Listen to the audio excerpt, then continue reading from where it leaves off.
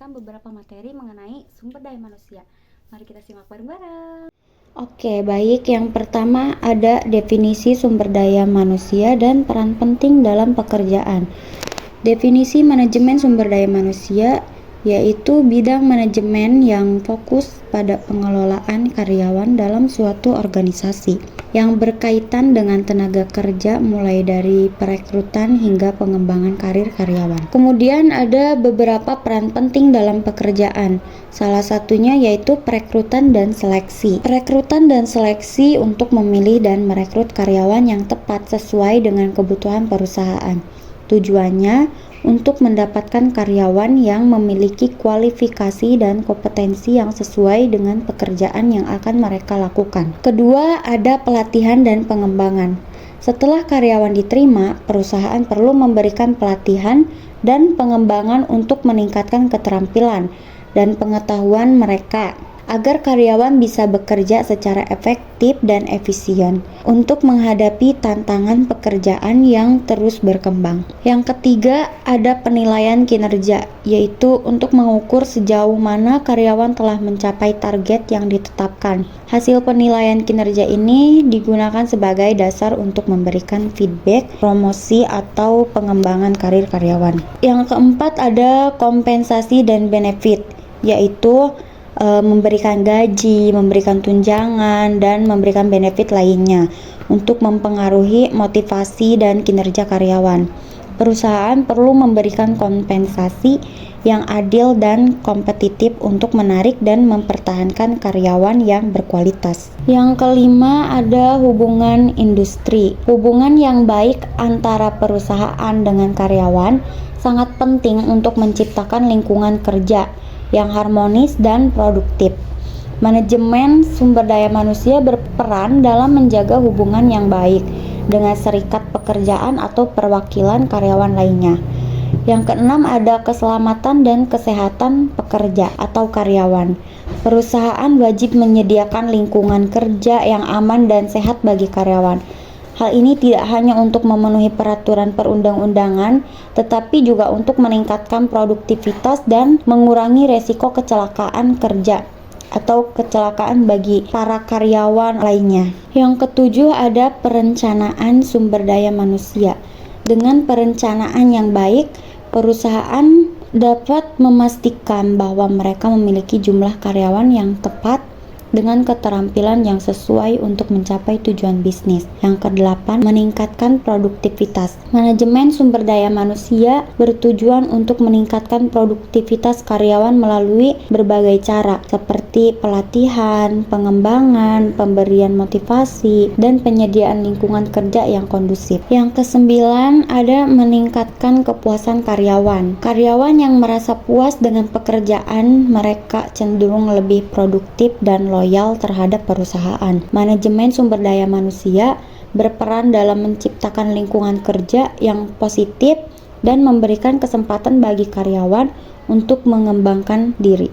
Lalu yang terakhir yaitu yang ke-10, mencapai tujuan organisasi. Semua upaya manajemen sumber daya manusia pada akhirnya bertujuan untuk membantu perusahaan mencapai tujuan bisnisnya. Dengan memiliki sumber daya manusia yang berkualitas dan bermotivasi, perusahaan dapat mencapai kinerja yang optimal.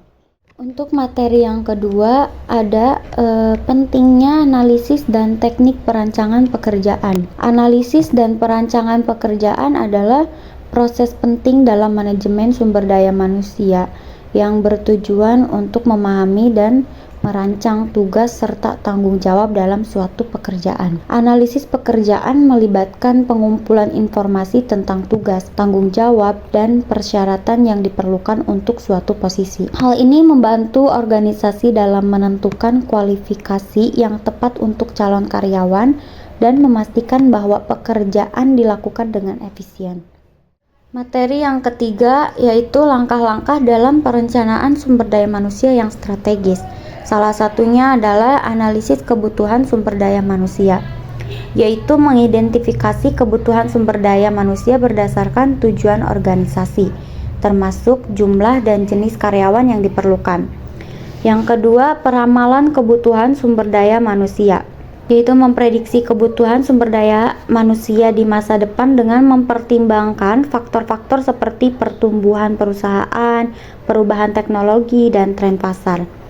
Yang ketiga, evaluasi ketersediaan sumber daya manusia, yaitu untuk menilai ketersediaan tenaga kerja yang ada, termasuk keterampilan dan kompetensi yang dimiliki oleh karyawan saat ini. Selanjutnya ada pengembangan rencana tindakan, yaitu merumuskan rencana tindakan yang mencakup strategi rekrutmen, pelatihan, dan pengembangan untuk memenuhi kebutuhan sumber daya manusia yang telah diidentifikasi.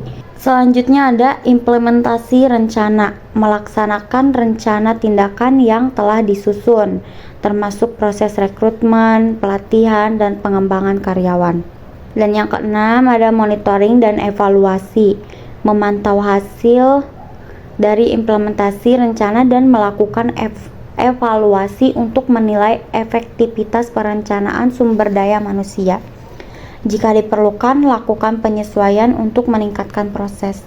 Yang terakhir ada penyesuaian rencana. Berdasarkan hasil evaluasi, lakukan penyesuaian pada rencana perencanaan sumber daya manusia untuk memastikan kesesuaian dengan tujuan organisasi yang terus berkembang.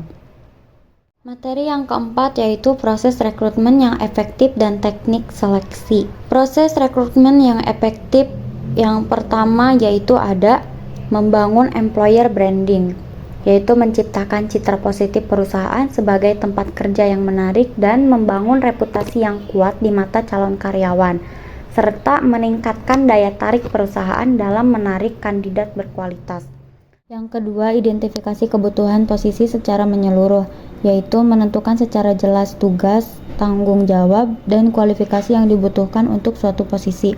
Membuat deskripsi pekerjaan yang akurat dan menarik, serta memastikan bahwa kandidat yang terpilih memiliki kompetensi yang sesuai. Materi yang kelima yaitu proses penempatan karyawan dan etika pemberhentian. Proses penempatan karyawan dan etika pemberhentian merupakan dua aspek penting dalam manajemen sumber daya manusia. Dengan melakukan penempatan yang tepat dan pemberhentian yang etis, perusahaan dapat menciptakan lingkungan kerja yang positif dan produktif. Lalu mengapa keduanya itu penting? Karena kombinasi dari penempatan yang tepat dan pemberhentian yang etis menciptakan lingkungan kerja yang positif, seperti karyawan merasa dihargai, didukung, dan diperlakukan adil. Karyawan yang produktif dan puas akan berkontribusi pada peningkatan kinerja perusahaan secara keseluruhan. Perusahaan dengan reputasi baik dalam hal pengelolaan sumber daya manusia akan lebih mudah menarik karyawan yang berkualitas. Yang keenam yaitu pentingnya pengembangan sumber daya manusia dan metode pelatihan. Pentingnya pengembangan sumber daya manusia yaitu merupakan investasi jangka panjang yang sangat penting bagi keberlangsungan dan kesuksesan suatu perusahaan atau organisasi. Dengan memilih metode pelatihan yang tepat dan melaksanakan program pelatihan secara efektif, perusahaan dapat meningkatkan kinerja karyawan, meningkatkan produktivitas, dan mencapai tujuan bisnis yang lebih besar. Kemudian ada beberapa metode pelatihan. Yang pertama yaitu on the job training, yaitu pelatihan yang dilakukan secara langsung di tempat kerja. Karyawan belajar sambil bekerja dengan bimbingan seorang mentor. Contoh magang, coaching, dan job rotation. Metode ini akan membuat pembelajaran menjadi lebih praktis, relevan dengan pekerjaan dan biaya efektif. Tapi kualitas pelatihan tergantung pada mentor dan lingkungan kerja. Yang kedua ada off the job training, yaitu pelatihan yang dilakukan di luar tempat kerja seperti ruang kelas, seminar, atau workshop. Contohnya yaitu seperti pelatihan di kelas, seminar, workshop, atau studi kasus.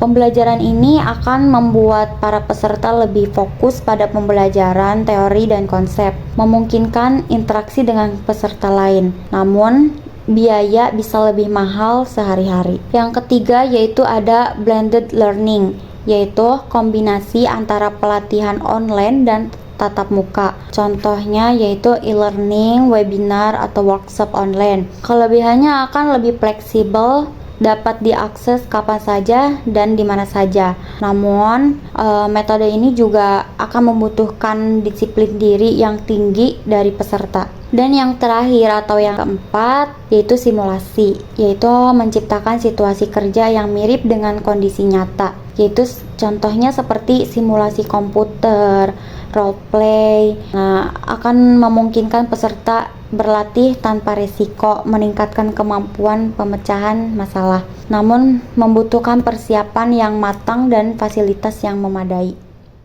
Materi yang terakhir atau yang ketujuh yaitu cara mendukung pengembangan karir karyawan dalam organisasi. Cara mendukung pengembangan karir, ada beberapa cara yang dapat dilakukan oleh organisasi untuk mendukung pengembangan karir karyawan. Salah satunya yaitu sesuaikan dengan kebutuhan bisnis. Artinya program pengembangan yang dibuat harus sesuai dengan tujuan jangka panjang perusahaan. Program ini harus bisa membantu perusahaan mencapai target-target yang sudah ditetapkan. Lalu yang kedua ada selalu libatkan karyawan. Dengan melibatkan mereka dalam perencanaan dan pelaksanaan program pengembangan, maka program tersebut akan lebih relevan dan efektif, dan karyawan juga akan merasa lebih dihargai dan berpartisipasi aktif dalam pengembangan perusahaan. Dan yang terakhir ada evaluasi secara berkala, yaitu evaluasi sangat penting untuk mengukur keberhasilan program. Dengan evaluasi kita bisa mengetahui apakah program yang kita buat berjalan sesuai rencana ataukah ada kendala yang dihadapi dan apa yang perlu diperbaiki. Evaluasi juga berguna untuk memastikan bahwa program pengembangan terus relevan dan memberikan manfaat bagi perusahaan. Nah, jadi itu dia beberapa materi yang bisa saya jelaskan. Semoga materi ini berguna untuk teman-teman semua. Terima kasih. Bye-bye.